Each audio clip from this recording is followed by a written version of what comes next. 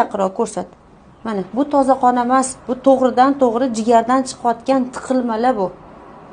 Axlatdan keyingi chiqadigan bu zastoy bu уже hujayra darajasida tozalab tashlaydi.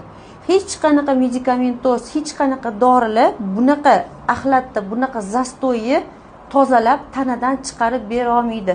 100 yil dori ichsanglar ham bunaqa mukammal tozalov bo'lmaydi. Qon eritadimi, o't suyultiradimi, hazm qiluvchi dorilarmi, hammasi borib mana shu axlat ustiga yana axlat bo'lib cho'kma bo'lib qoladi. Bunaqa metodikadan hozir mukammali yo'q. Yana mukammali chiqsa, bu Ibn Sino bobomizning kitoblarida, nabaviy tibbiyotlarida, yana bir ilohiy kitoblarda keltirilgan metodikalar bo'lishi mumkin. Lekin zamonaviy meditsina hali o'ylab topa olmadi bu narsaga. Salomat bo'lasizlar.